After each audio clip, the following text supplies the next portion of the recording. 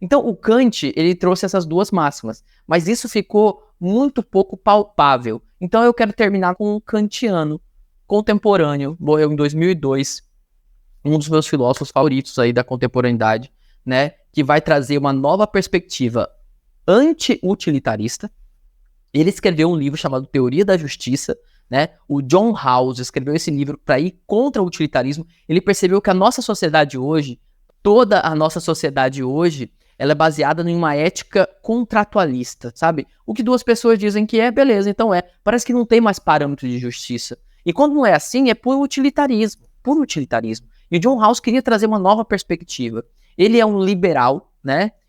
Apesar de ele não ser tão querido por alguns liberais, ele vai trazer o liberalismo equitativo, né, igualitário, vamos dizer assim, e ele traz uma perspectiva que, na prática, tenta unir um problema contemporâneo, que é a individualidade, a complexidade de cada um de nós ser totalmente diferente e pensar diferente.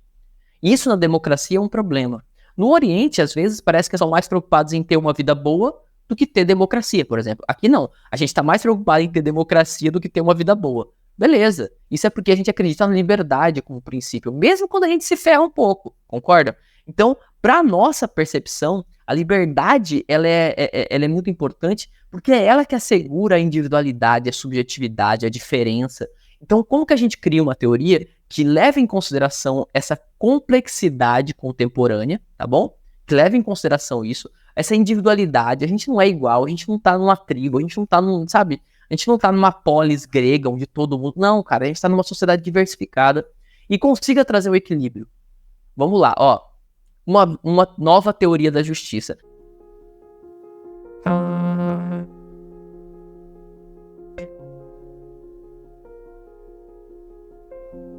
Nesse livro, Teoria da Justiça, o John Rawls traz uma questão que eu queria deixar a pergunta e que vocês já vão respondendo aí pra mim. Responde aí pra mim. Se você pensa, não sei se responde, pensa. Se você pudesse criar uma sociedade do zero agora, do zero, você vai falar quais são os princípios. Você vai dizer quais são os princípios. Você vai dizer quais são os parâmetros. Quais são as leis mores. Quais são as leis mais importantes, as primeiras leis. Você vai dizer quais são os parâmetros e princípios que essa sociedade vai seguir. Já que a gente está falando de um cara que é kantiano, ele acredita em princípios, que não são leis, né? São princípios. Pessoas não são coisas. Esse é um princípio que tem que ser respeitado. Ah, mas é útil se... Não, esquece o utilitarismo, a gente tem que respeitar esse princípio. Pessoas não são coisas, né? Esse cara também é um principalista, ele acredita nos princípios. Qual princípio você teria para essa sociedade? Qual sociedade seria perfeita para você? Talvez uma sociedade como existe hoje já, algum país, algum local que realmente já existe, ou que... Como você imaginaria essa sociedade perfeita? Pensa em alguns princípios, algumas leis. É importante você pensar, porque o John Rawls vai mostrar o quanto isso é complicado. Quais os princípios que você escolheria para reger uma nova sociedade, se você fosse um legislador? É difícil pensar, mas provavelmente, diz o John Rawls, pessoas que são, sei lá, negras vão pensar numa sociedade que leve isso em consideração. Racismo, preconceito. Pessoas que são muito pobres provavelmente vão pensar, pô, a gente tem que levar isso em consideração. Pessoas que são muito ricas provavelmente vão pensar nisso também. Pessoas que, sei lá, vivem num país onde a saúde, como no Brasil, é muito ruim, no tempo de pandemia, vão pensar isso. Mas pessoas que vivem numa sociedade onde isso não é problema, não vão pensar nisso. Então nós temos um problema. As pessoas não são imparciais, mesmo quando elas querem. Elas sempre estão pensando a partir do mundo dela, da visão dela. Então o John Rawls traz uma nova perspectiva de pensar de maneira igualitária, que é através do véu de ignorância. Cara, esse cara... ele escreveu, ele é um professor de Harvard, e ele era desconhecido. Ele escreveu esse livro, Teoria da Justiça, e foi um boom, cara, um dos livros mais importantes do século XX, e ele ficou muito conhecido através desse experimento mental do véu da ignorância. Então pensa comigo, você tá pensando aí, você vai pensar numa sociedade melhor, mas agora, eu já fiz essa pergunta, mas agora eu vou dizer pra você.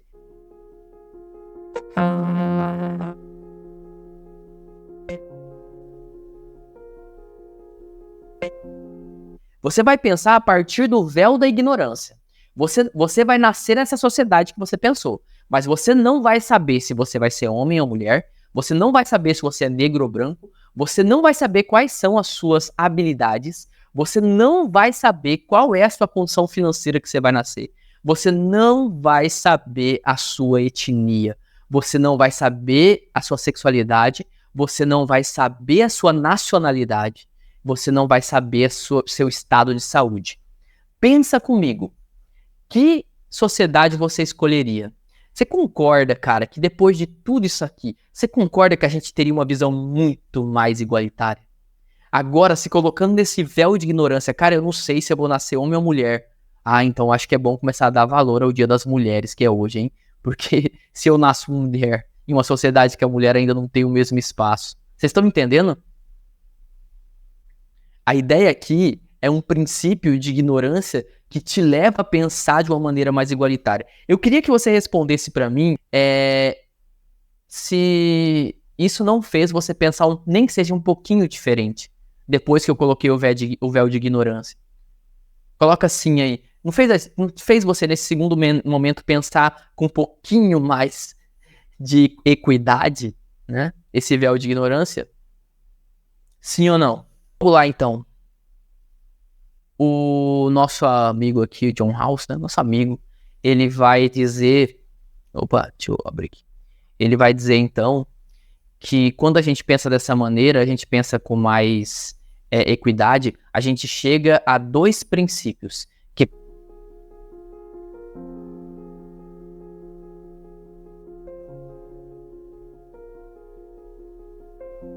para ele são os princípios, como os princípios kantianos. São os princípios que ele pensaria para essa sociedade. Primeiro, o mínimo de liberdade individual. Liberdade de ir e vir, liberdade de propriedade, liberdade religiosa. Para ele, esse é o primeiro princípio. O mínimo de liberdade. Porque sem liberdade a gente não conseguiria nem reivindicar uma sociedade diferente. Sem liberdade a gente não conseguiria nem estar perante uma injustiça e fazer alguma coisa. Então o primeiro princípio não é o princípio da igualdade, mas é o princípio da liberdade, tá bom?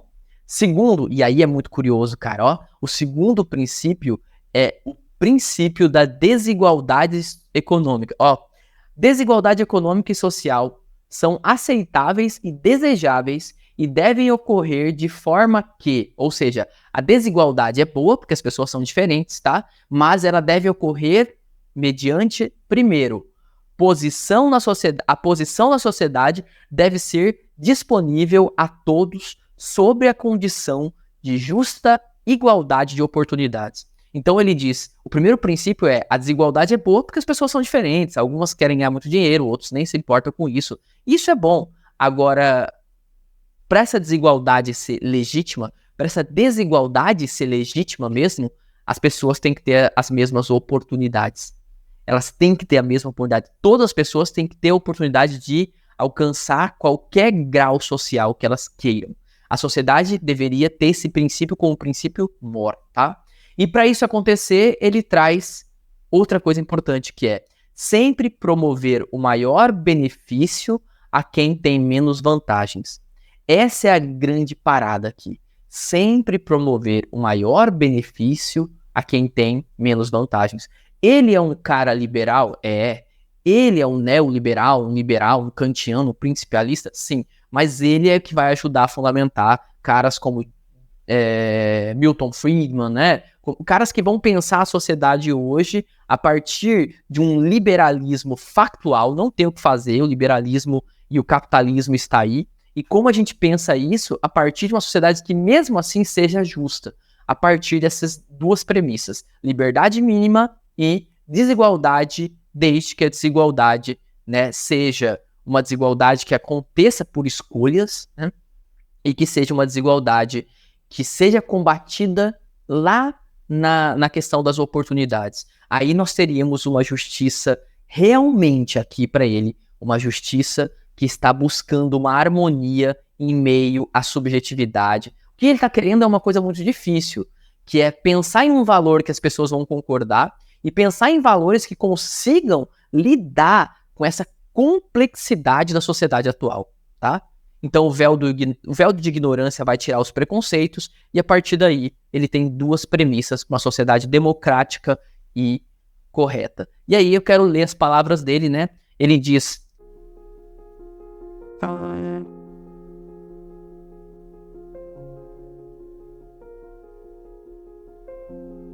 cada pessoa tem o mesmo direito irrevogável a um esquema plenamente adequado de liberdades básicas, iguais, que sejam compatíveis com o mesmo esquema de liberdade para todos, beleza? Todo mundo tem liberdade, desde que essa liberdade não esteja tirando a liberdade de ninguém.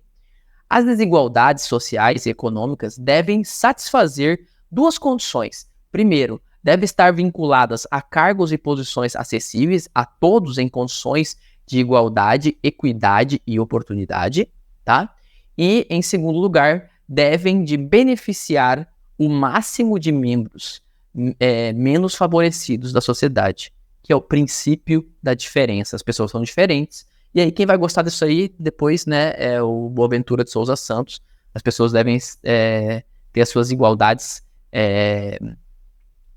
respeitadas, né, e as suas desigualdades também, desde que isso não fira a igualdade mínima, a liberdade das pessoas. Beleza? Bom, gente, é isso.